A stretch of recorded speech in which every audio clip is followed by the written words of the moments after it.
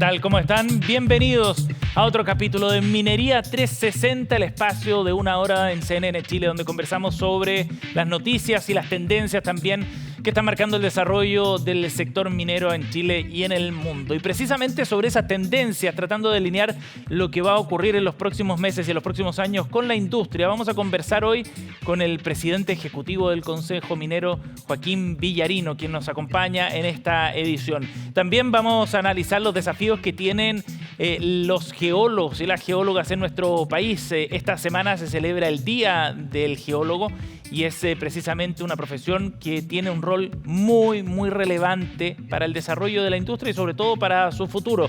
De esos temas y más comenzamos a revisar a partir de ahora en Minería 360.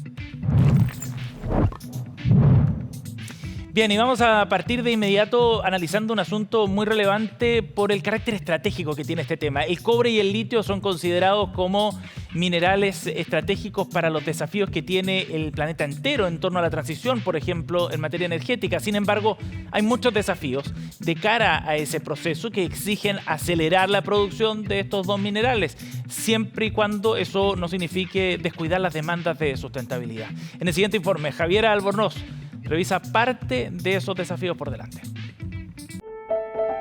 Cuando se habla de minerales críticos, la referencia es cobre-litio, dos productos esenciales en la transición energética y en los cuales Chile tiene un rol crucial. Pero, ¿qué define que un mineral sea considerado como crítico? Uno, que representa algún activo económico muy importante para los países. Segundo, que hay algún riesgo de suministro. Y tercero, que también son minerales que buscan, ¿no es cierto?, muchas veces cumplir con algún objetivo algún objetivo estratégico al país. Por eso muchas veces también algunos países le llaman minerales estratégicos. En el caso del último punto, el cobre y el litio no solo se transforman en minerales importantes para el desarrollo de nuestro país, sino que para el resto del mundo. Esto pensando en la descarbonización y en los objetivos de desarrollo sostenible que se han planteado, porque las tecnologías limpias usan muchos más minerales.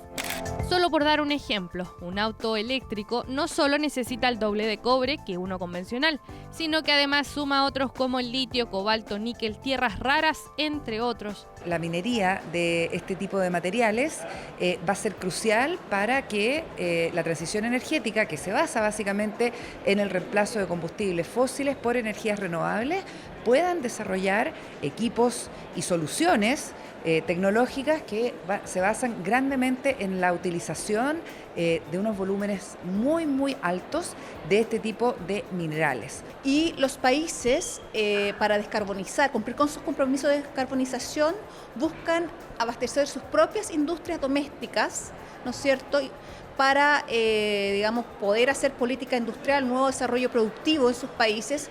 Estos fueron algunos de los temas que se abordaron en el pasado seminario Minerales Críticos, Descarbonización y Nueva Geopolítica, desarrollado por Acera, donde se conversaron sobre los desafíos que tiene nuestro país, considerando también los riesgos geopolíticos que existen. Su producción está muy acotada en pocos países, donde por ejemplo en el caso de Chile tenemos, ¿no es cierto?, somos los mayores productores de cobre y también tenemos las mayores reservas de litio. Pero en el caso ya de darle un poquito de mayor valor agregado a estos minerales, ¿no es cierto?, cobre refinado, baterías, qué sé yo, ahí, ¿no es cierto?, empiezan a aparecer, ¿no es cierto?, con mucha importancia la producción de China. Pero también hay desafíos en su disponibilidad y producción. No son pocos los analistas que advierten que puede que no alcancen los recursos para la demanda futura. La intensidad con que uno tiene que aumentar la actividad minera, cuánto se tiene que intensificar, es tan alta que nosotros de aquí al 2040 tenemos que extraer más cobre que todo el que ha extraído la humanidad en su historia. Y no da. El litio tampoco, hay que multiplicar como por 10 la extracción de litio. Demanda de producto que genera ciertos temores con lo que pueda ocurrir a nivel geopolítico, pero también con las estrategias de producción que se tengan. Las que señalan deben ser sostenibles en el tiempo, pero también responsables con los territorios. Basta con que los chinos digan, ¿sabe que no es tan buen negocio hacer auto eléctrico al ritmo que queríamos? Para que para que fuerce a todo el planeta a sentarse a discutir y a revisar las metas de descarbonización. Y cuando eso ocurra, el relato de más minería para la descarbonización va a quedar sin sustento. Tenemos un problema serio de considerar la geopolítica de los territorios. Lo que se ha planteado acá, el tema del agua, no hay agua para lo que se está planteando aquí. O sea, hay una geopolítica que planteó Willy en relación de que no da las cantidades de necesidades proyectadas a la capacidad de los ecosistemas de proveer estos materiales. Va a haber un premio a los productores de minerales críticos que tengan una trazabilidad ambiental, social, también de descarbonización, que pueda ser demostrable. Son distintas estrategias de posicionamiento respecto de cómo tratar y procesar minerales. Y ante esa mar de estrategias es que Chile tiene que efectivamente tomar una decisión y tomar una estrategia. En ese sentido, el Ministerio de Minería efectivamente tiene en su agenda el desarrollo de una estrategia de minerales críticos o estratégicos. Son parte de las claves a considerar para que el boom no sea solo eso y se transforme en una base importante de la economía nacional. Bueno, en Minería 360 queremos conversar sobre los desafíos que está enfrentando la industria minera por estos días, sobre también las proyecciones que se hacen en materia de inversión y el peso que tiene esta industria en nuestro país. Tenemos la posibilidad de conversarlo además desde la perspectiva de la entidad que reúne a las grandes empresas mineras de nuestro país. Joaquín Villarino, presidente ejecutivo del Consejo Minero, está con nosotros. Bienvenido. Gracias, Sebastián. Gracias por aceptar nuestra invitación, Joaquín. De nada, gracias a usted. Joaquín, bueno, ya nos acercamos al cierre del año. Es interesante siempre tener una perspectiva de lo que está ocurriendo en la industria minera, sobre todo una industria que habla mucho a mediano y largo plazo, ¿no? Y salir de las miradas más cortas. ¿Cuál es el panorama que están viendo ustedes para el sector en Chile pensando en 2025, por ejemplo? Yo creo que esto se puede mirar desde 2 o 3 puntos de vista distintos. Uno muy local, uno muy de corto y uno internacional más de largo. Ok. El local de corto yo diría que nosotros salimos de un periodo complejo, derivado fundamentalmente de una muy prolongada discusión en torno a la carga tributaria de la minería, que era la discusión sobre el royalty minero que se cerró el año pasado y por lo tanto eso vino a despejar un elemento que generaba mucha incertidumbre a la hora de tomar decisiones. Y el segundo fueron los procesos constituyentes, que también significaban cambios generales en las reglas del juego muy profundos para la actividad empresarial en general y para la minera en particular, y despejados esos dos elementos, y por lo tanto ese corto plazo y nivel nacional dio vuelta de manera importante a la realidad de decisiones de inversión en el país. Lo que estamos viendo hoy día es que probablemente este sea el sector productivo que está tirando como una locomotora del crecimiento que tiene el país, digamos. Y eso muestran algunos datos, ¿no? De lo que ha pasado con la inversión de Invest Chile, un crecimiento de 24%, por ejemplo, en el primer semestre. El catastro que hace la Corporación de Bienes de Capital también da cuenta de eso. Efectivamente, cuando uno mira las cifras sobre inversión se da cuenta que se dieron vuelta las tendencias que teníamos y estamos con una mejor cartera de inversión. Estamos hoy día con ejecuciones de proyectos en torno a los 24.000, 25.000 millones de dólares. Tenemos presupuestados para la próxima década prácticamente 40.000 millones de dólares adicionales. Y por lo tanto, yo creo que esto es un mensaje bien importante para el mundo político, y es que debe entender que cuando genera estabilidad en las reglas del juego, cuando no está revisando todos los elementos que tienen en consideración los inversionistas, sino que los deja tranquilos, estos toman inversiones y esas inversiones generan proyectos y esos proyectos generan puestos de trabajo, pagos de impuestos, o sea, se beneficia el país. Sí, porque hay más certeza hoy día. Por supuesto que para la minería hoy hay más certeza. Yo en esto soy optimista, pero realista. No estoy diciendo que no enfrentemos una serie de desafíos re importantes como país. Sí, por supuesto. Pero yo miraría el vaso medio lleno en vez de medio vacío. Y estamos entrando en un ciclo de inversión minera potente como el que vimos, por ejemplo, en las décadas pasadas, en los 2000 o en... Yo no sé si tan importante como eso, pero ya las declaraciones que hemos visto de prácticamente todos los grupos grandes de inversión minera en Chile están en esa línea. Antofagasta Mineral está embarcada en un proyecto importante, Codelco está embarcado en un proyecto importante, hemos escuchado de Collahuasi, Anglo American tiene un proyecto, BHP tiene un proyecto. Por lo tanto, por eso una cartera de 40.000 millones de dólares. Vimos la declaración ahora última de Freeport-McMoRan en el caso del Abra. Bueno, son proyectos que tienen que aprobarse, que tienen que obtener los permisos, pero esto está bien. Entonces, vuelvo un poquito a lo de antes. Internacionalmente, además, creo que es un momento positivo. Existe una demanda sostenida que, de alguna manera, da señales de que vamos a tener buenos precios para nuestro cobre y probablemente algo mejor para el litio, va a mejorar, creo que esto se va a dar vuelta la situación que tenemos hoy día y esto nos pone en una situación francamente positiva como país que debemos, creo yo, aprovechar. Bueno, claro, BHP en un informe reciente planteaba que espera que la demanda de cobre vaya creciendo a cerca de 1 millón de toneladas anuales hasta el 2035. Es un tremendo escenario. Y se destaca mucho que Chile tiene una posición privilegiada para aprovechar la transición energética y los cambios industriales que está viviendo el mundo. ¿De qué depende que le saquemos real provecho a ese momento? Lo hemos venido diciendo hace algún rato, Sebastián. Yo creo que esto es muy importante que Chile abandone de una vez por todas, y esto no es un problema de este gobierno, yo creo que es un problema político bastante transversal, la mirada más bien recaudatoria que se tiene respecto a la industria minera y comienza a tenerse una mirada más estratégica. La mirada recaudatoria quiere decir que los gobiernos en general se aproximan a la industria siempre para pensar en qué carga tributaria le pueden poner y sin terminar de ahogarla. Digamos. Yo creo que estamos en el límite, nuestra carga tributaria hoy día es superior a la que tienen nuestros directos competidores en un punto y medio, y hemos dejado de tener una mirada un poquito más estratégica. ¿Y qué significa tener una mirada estratégica? Hay que mirar, para no reinventar la rueda, que hacen los países desarrollados que tienen minería, como Australia, Canadá, Estados Unidos. Todos ellos hoy día, a propósito de lo que mencionaba, de la transición energética, de la necesidad de satisfacer al mundo con más minerales, tienen estatutos especiales que promueven tanto la exploración como la explotación. Tienen oficinas de fast track, es decir, de aprobación rápida de proyectos mineros. En el mundo existe una preocupación por satisfacer esta mayor demanda derivado de esta transición energética que significa más consumo de cobre, más consumo de litio.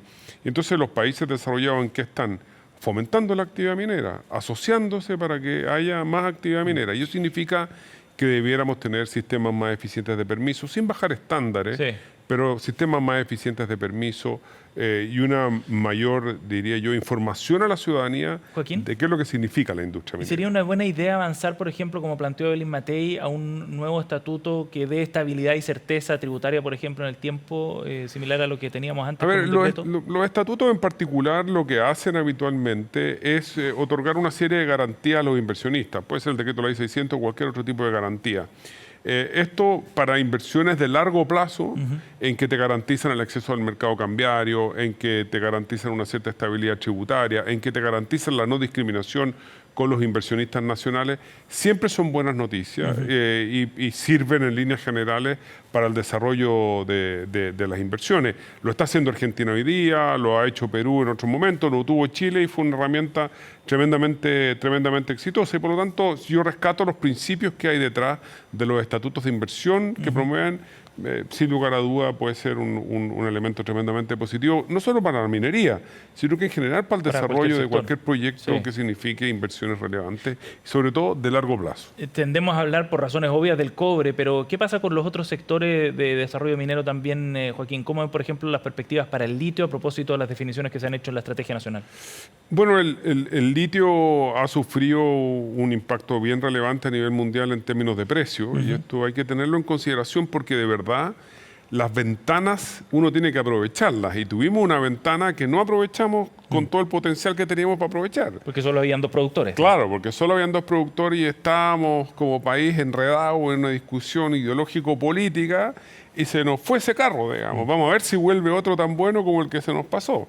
Yo creo que el país se está moviendo, pero se está moviendo no a la velocidad ideal. Yo creo que aquí debieran tomarse decisiones más rápido, adjudicar más rápido los contratos y abrir una mayor competencia para la producción de litio. Hay un sinnúmero de empresas, no estoy exagerando, interesadas en participar en la explotación de litio en el país, y yo creo que a veces perdemos un cierto sentido de urgencia y por lo tanto perdemos ventanas de oportunidad, como fue cuando teníamos la tonelada de carbonato de litio $80.000. Claro, lo cual significó una recaudación extraordinaria para el Estado. Al final se pierde de vista los tremendos beneficios que esto genera también al erario público y por lo tanto para satisfacer muchas necesidades sociales que tiene el país. Joaquín, hablemos del escenario, digamos, regulatorio para la industria también, porque ese ha sido un tema súper discutido. Está en trámite el proyecto de permisología. El gobierno anuncia además hace pocos días estos cambios específicos en concesiones marítimas y también en el Consejo de Monumentos Nacionales.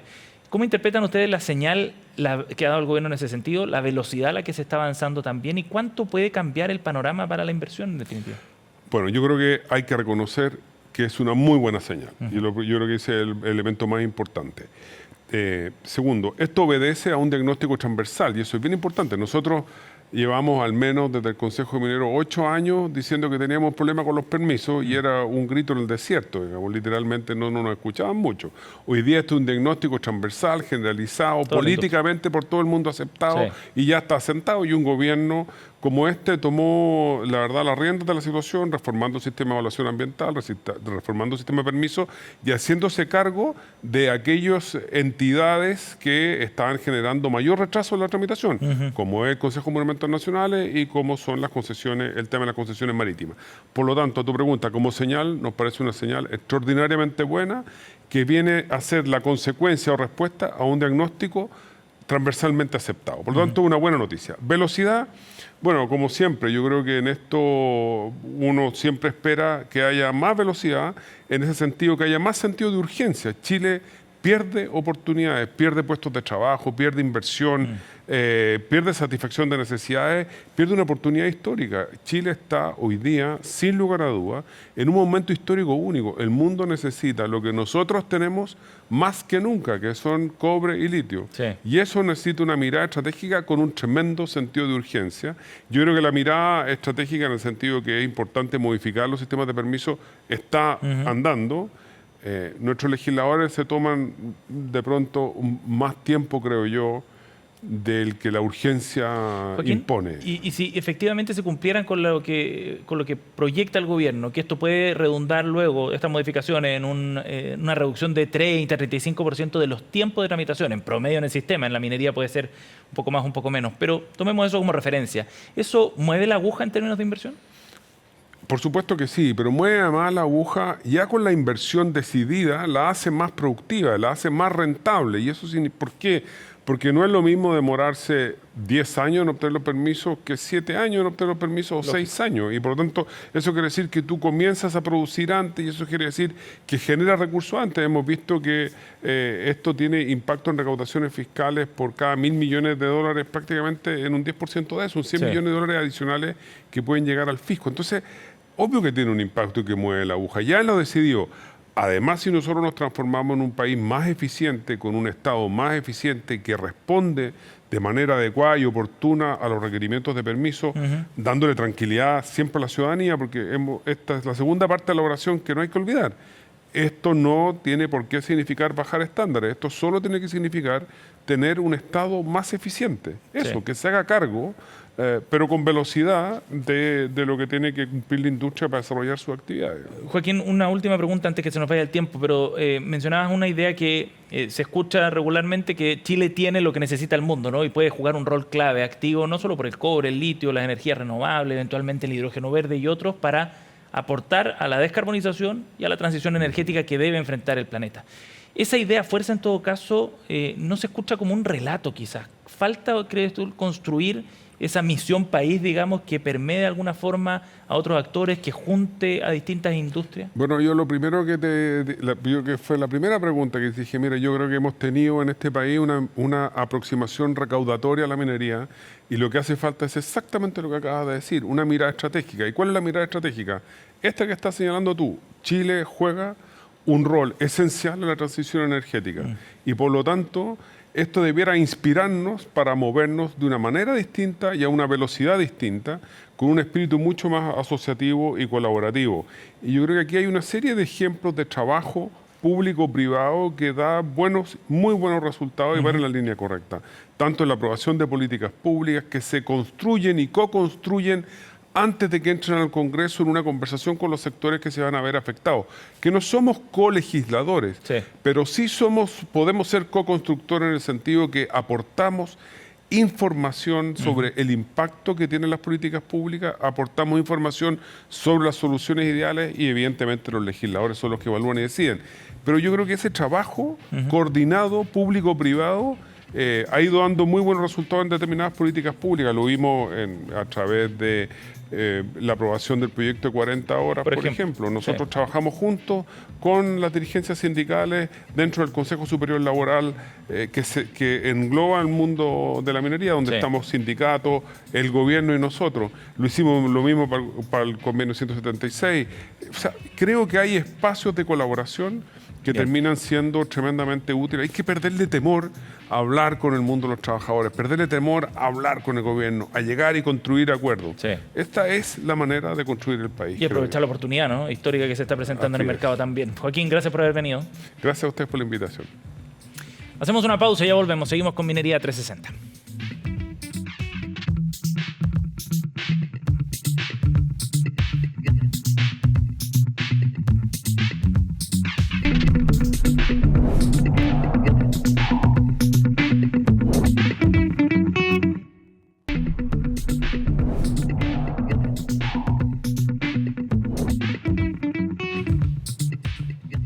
Bueno, como sabemos, Chile es el mayor productor de cobre en el mundo, pero lo que probablemente desconocemos es de qué forma se exporta este mineral al mundo. Gustavo Lagos, académico de la Universidad Católica, nos lo cuenta en la siguiente cápsula. Hoy en día el cobre se exporta en dos formas básicas. Una son los concentrados de cobre y otros son los cátodos de cobre. Los cátodos de cobre, empecemos por el final, son planchas de cobre de una concentración de cobre de 99,99%, que está certificado, digamos, en la Bolsa de Metales de Londres como cobre grado A y que por lo tanto tiene un precio que está fijado por la Bolsa de Metales de Londres y otras dos bolsas en el mundo, que es la de Shanghai y Nueva York. ¿Cómo se exporta físicamente? Se exporta en barcos. O sea, uno lleva los cátodos, crea los cátodos en la faena minera y en todo el procesamiento que se hace, y de ahí se exporta en barco. También se exportan concentrados.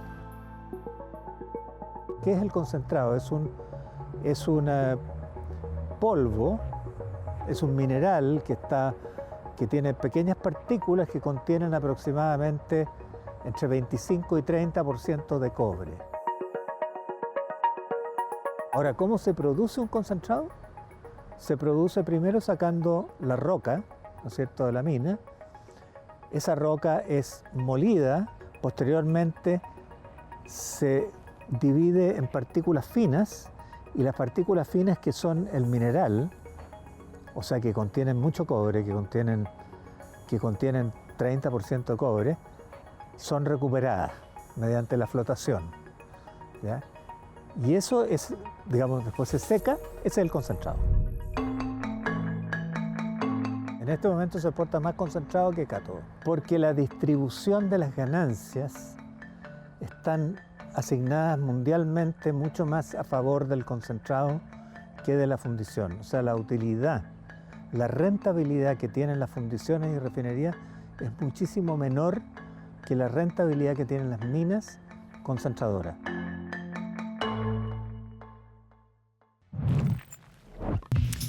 Bien, seguimos con otro tema para hablar de un rol clave dentro de la industria minera. Hablamos de los geólogos, una profesión que representa también una oportunidad para las personas que quieren de alguna forma acercarse a esta disciplina. Y esta es una semana muy particular para los geólogos y las geólogas de nuestro país, porque se celebra el día que reconoce esta profesión precisamente. Queremos conversar sobre el escenario para esta disciplina, lo que viene como desafíos también dentro de la industria.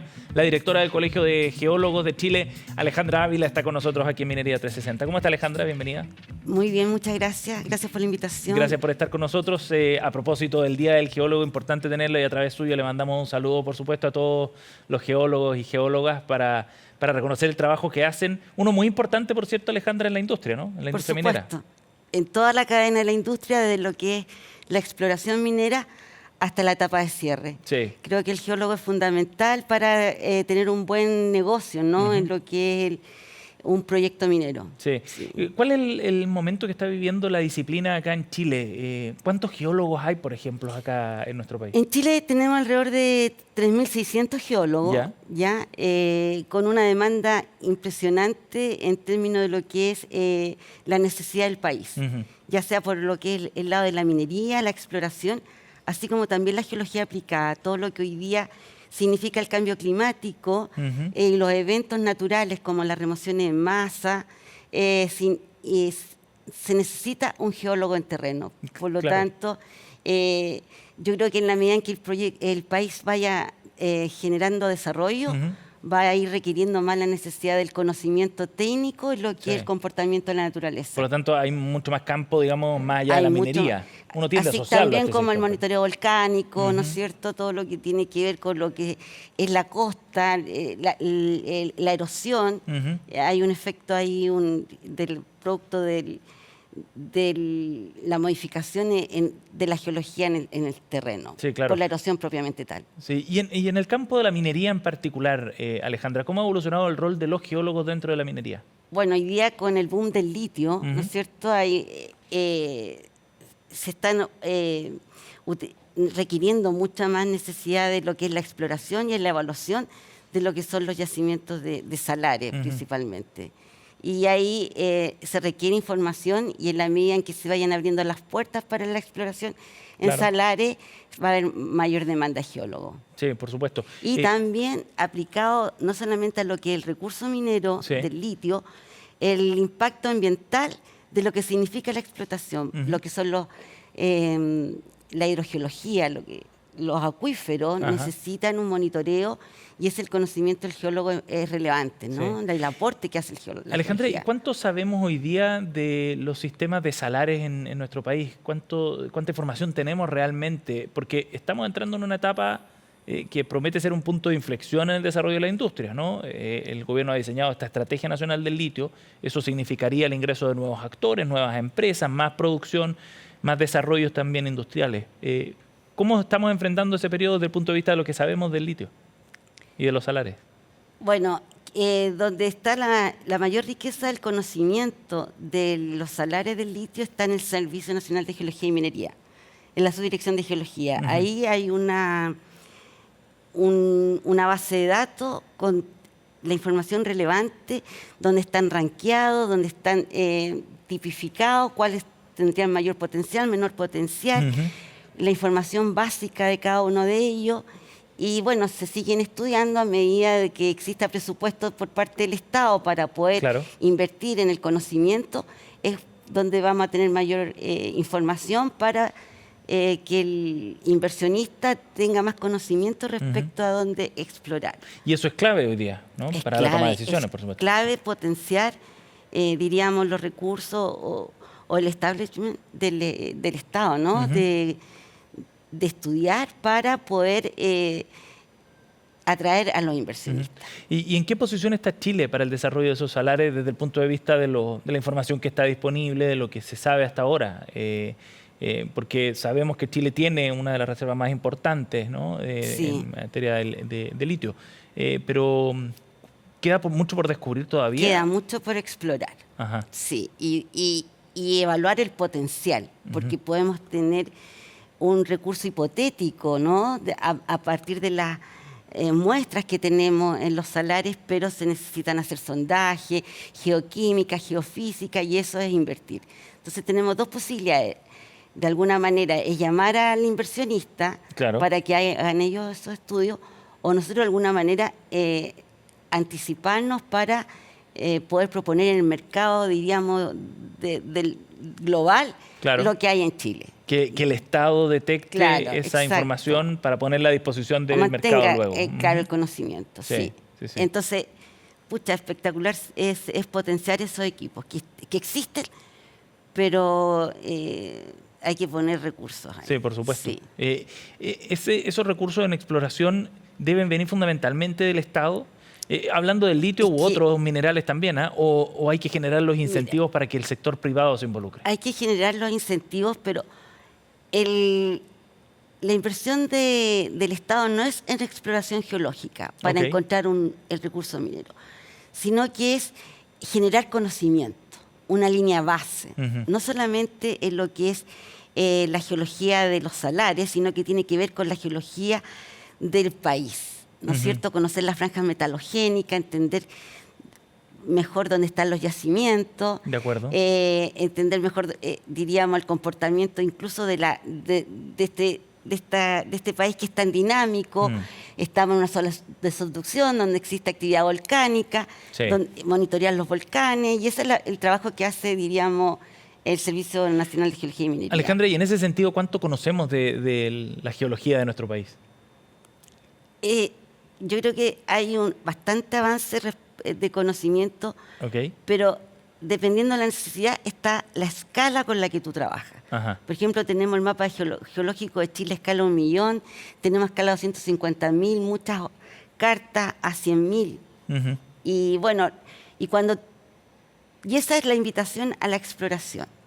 Y ya cuando vienen las compañías a explorar, en base a esta información geológica, identifican dónde ir y ya ellos mapean a una escala de detalle, 1 a 10.000, 1 a 5.000, 1 a 1.000, cómo se va avanzando en el conocimiento. Le preguntaba por cuánto conocíamos para llevar la otra pregunta, que tiene que ver con que si es posible todavía en Chile encontrar alguna sorpresa geológica.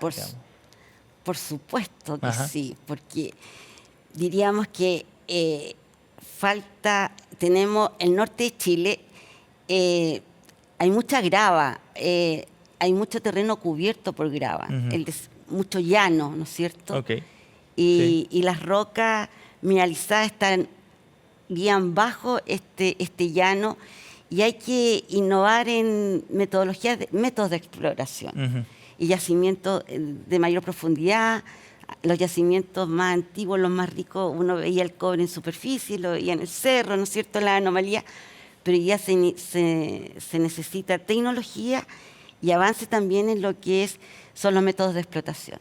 Porque, no sé, un yacimiento de cobre a 400 o 500 metros de profundidad es mucho más caro, ¿no es cierto?, respecto a lo que significa explotar más cerca a la superficie. Sí, y en ese sentido, si lo llevamos a la industria de la minería del cobre, por ejemplo, ¿es posible encontrar una nueva escondida? Que fue el gran hallazgo, ¿no?, minero hace algunas décadas atrás. Sí, yo pienso que sí, la probabilidad siempre existe, de todas maneras. Porque los yacimientos de la escondida se encuentran en una franja metalogénica que parte desde el Abra más al norte, ¿no es cierto?, Chuquicamata, está Gavi, está Salvador, pero un poco más al norte está escondida la franja del Oligoceno, y ahí hay que seguir explorando, y se sigue explorando.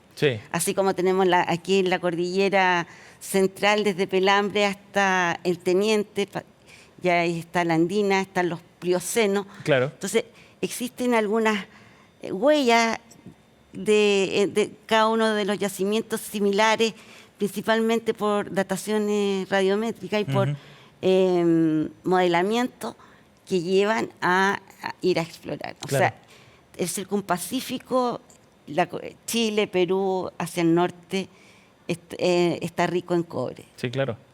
Alejandra, ¿y qué es lo que falta? Porque Chile tiene la experiencia de sobra en esta materia, en trabajo geológico y en exploración. Hay capacidad y talento humano, hay recursos técnicos para hacerlo. ¿Qué es lo que falta entonces para que se incentive más la exploración geológica, orientada a la minería, por ejemplo? Bueno, yo creo que tiene que ver mucho con estrategias de las mineras. Hoy día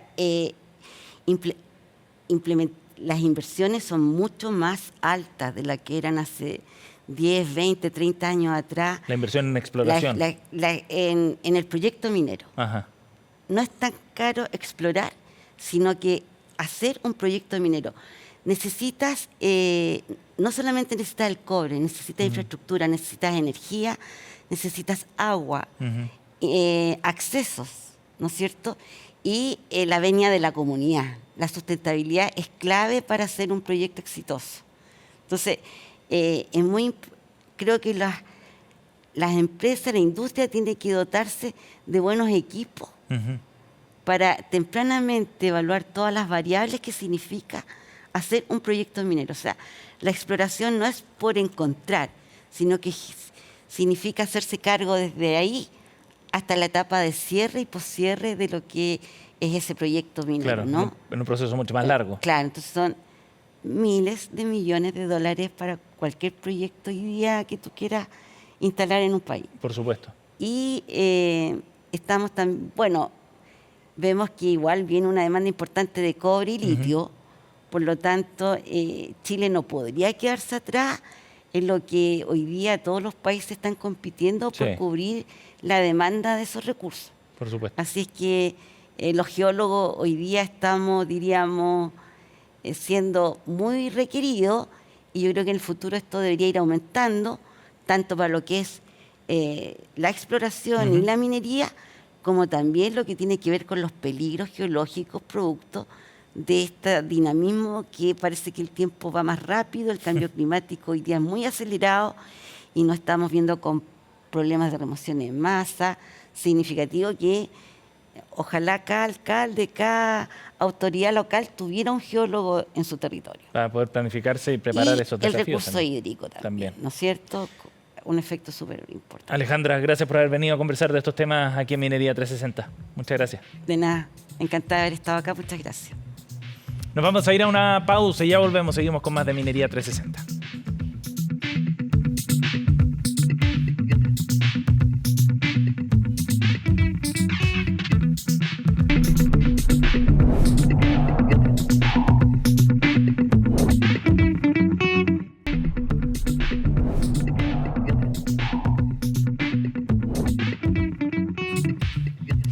Bien, nos vamos ahora a revisar lo que ha ocurrido en los últimos días, las noticias de la industria minera, las vemos a continuación en una selección que hemos hecho para este capítulo. A mediados de este mes, adherentes del Compromiso Minero se reunieron en las oficinas de Sonami en Santiago con el objetivo de ir trazando ya algunos lineamientos de trabajo de esta instancia para el futuro y también generar espacios de diálogo entre los distintos sectores. En la jornada estuvo presente, por ejemplo, Workmate, que es uno de los nuevos adherentes de Compromiso Minero, acompañado de Red de Ingenieras en Minas, de REDEC, ENAEX, Alianza CCM Eleva, Consejo Minero, Women in Mining, Mineclass, DETA, BHP Coyahuasi, BDP Ingeniería Circular, AYEP y Sonami, que participaron del encuentro. Los tópicos principalmente trataron sobre las oportunidades de colaboración entre estos actores para fortalecer el trabajo de la red. Jorge Riesco, por ejemplo, presidente de Sonami, destacaba la asistencia masiva en este encuentro y también el entusiasmo de los participantes para proyectar a futuro a Compromiso Minero. Lilian Denham, por otra parte, directora de Red Eje Consulting and Training, destacaba la relevancia de estas instancias para generar nexos, relacionarse y conocer a los otros actores. Y a eso se sumaba también Carmen Gloria Castillo, de Women in Mining, quien declaró que era gratificante poder contribuir a un propósito común, trabajando en conjunto con el solo objetivo de contribuir al ecosistema minero. Especialmente, dijo, en el ámbito social, que es donde nosotros tenemos mayor foco. Por supuesto, a través de la incorporación de más mujeres a la minería chilena, declaró.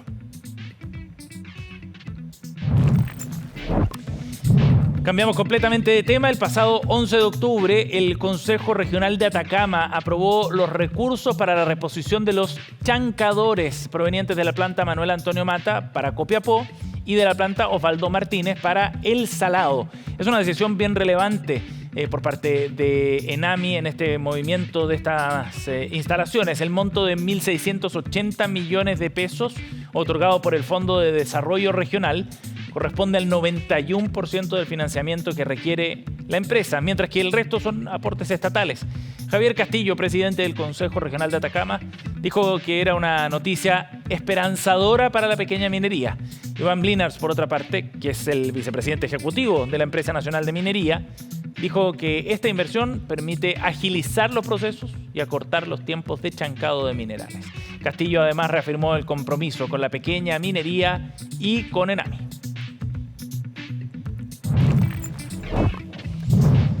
Y el pasado 12 de septiembre se lanzó comenzó Safety Tech Mining Challenge, que es un concurso para buscar soluciones tecnológicas a las áreas más críticas en el mundo de la minería. Si bien la fecha de postulación terminaba el 13 de octubre, los plazos se extendieron hasta el 23 de este mes con la finalidad de abarcar a más interesados. Durante el año pasado, por ejemplo, se registraron 8 accidentes fatales a nivel nacional en la minería. A causa de eso, Expande, junto con Cernagiomín y el Ministerio de Minería, lanzaron este desafío que lo que busca es promover la incorporación de más innovación, de más tecnologías que logren potenciar la seguridad en la industria.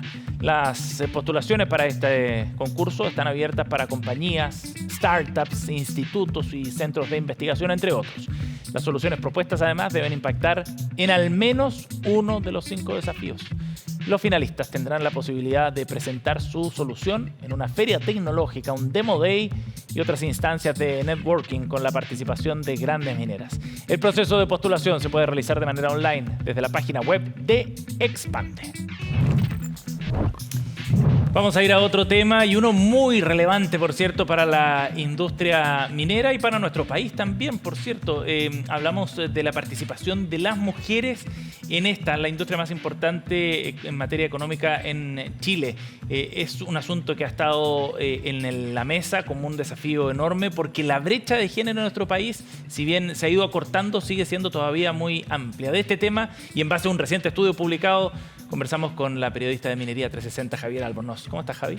Muy bien, Seba, ¿y tú? Muy bien. Vamos a hablar de este tema que, como nosotros siempre le hemos estado siguiendo la huella a cómo aumenta la participación de mujeres. Claro.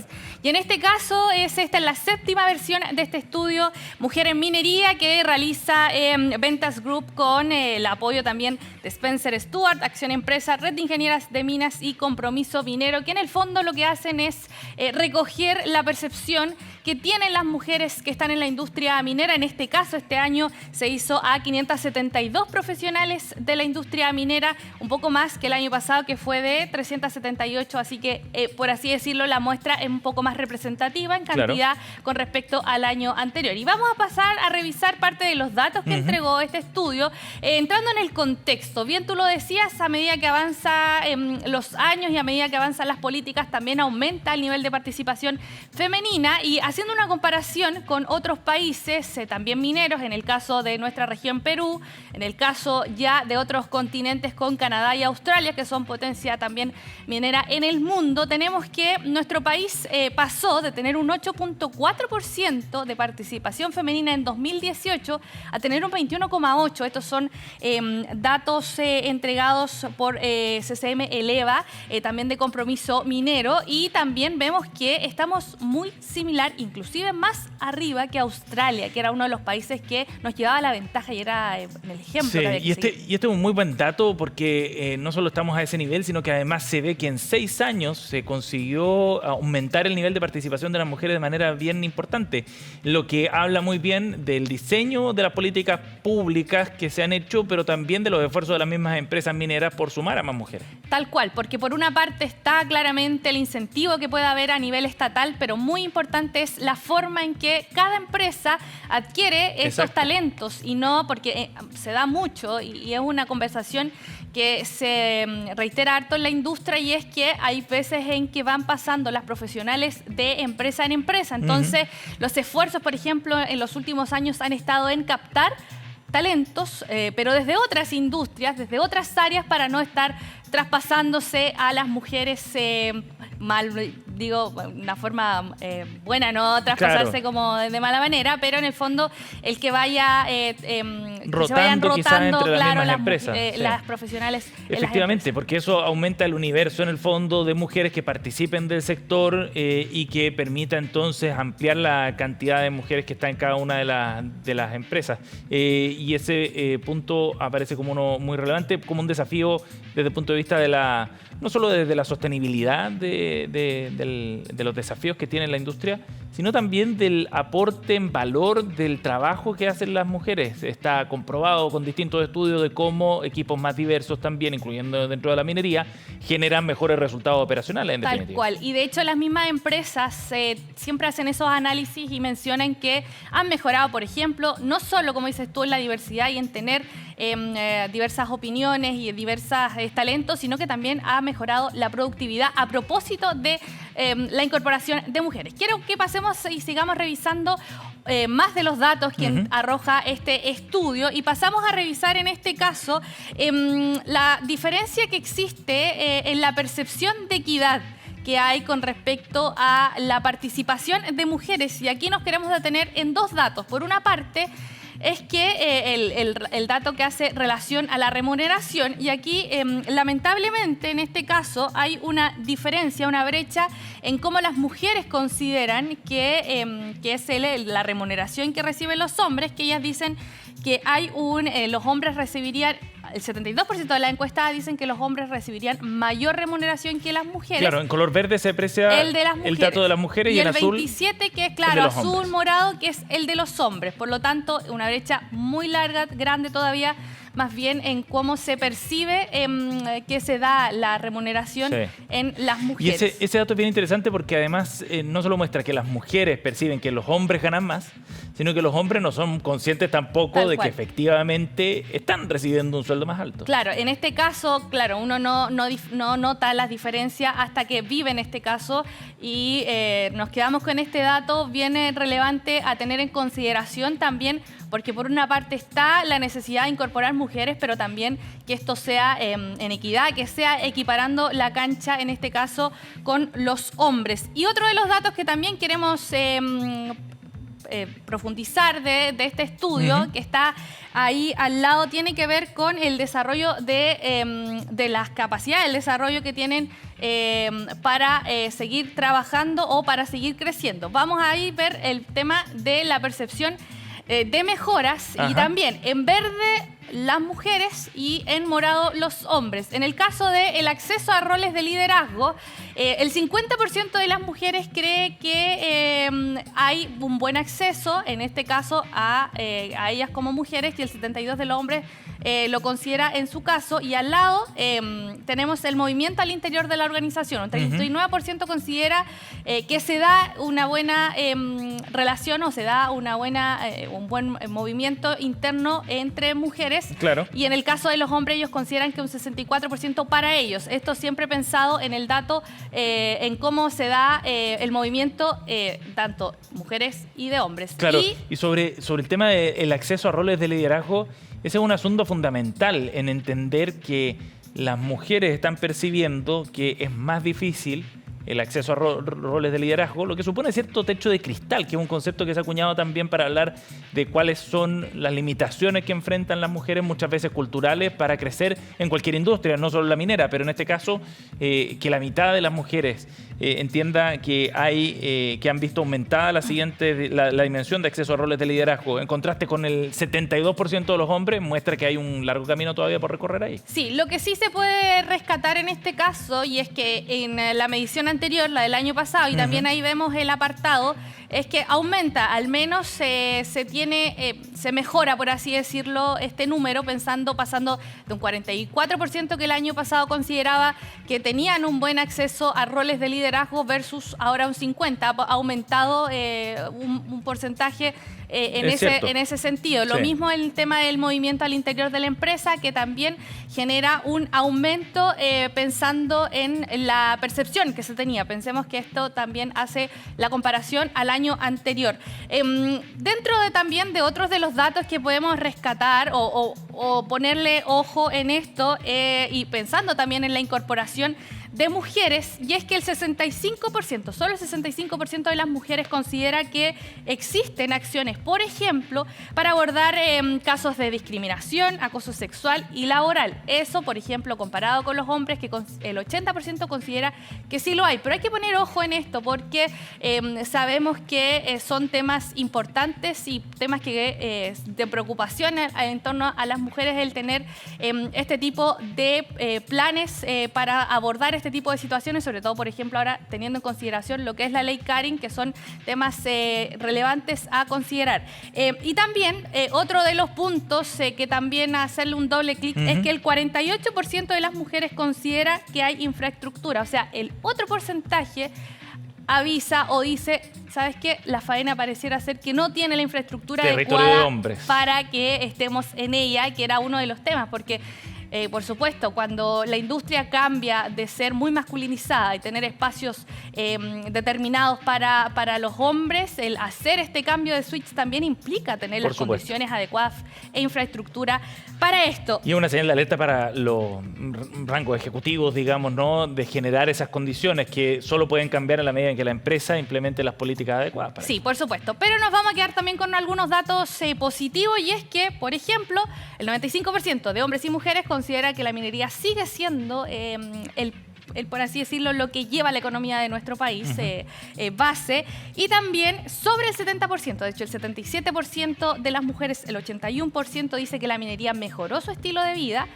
Y en otra pregunta que les hacían es si es que, pese a que ha aumentado el valor de la vida, si es que los ingresos que tienen actualmente por la minería le permiten mantener un buen estilo de vida, y ellos dicen que pese al aumento del costo de la vida, el 71% de las mujeres y el 78% de los hombres dice que efectivamente tienen el dinero suficiente para que también muestra cuán atractiva puede ser esta industria. Súper interesantes los datos de este estudio de Vantas Group, porque permite poner el asunto en la mesa y discutirlo entre todos, hombres y mujeres, para generar los cambios que se necesitan en la industria. Gracias, Javi. Gracias a ti.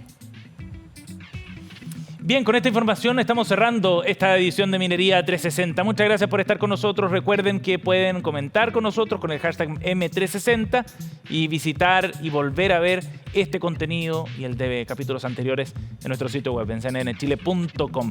Gracias por acompañarnos. Nos vemos a la próxima.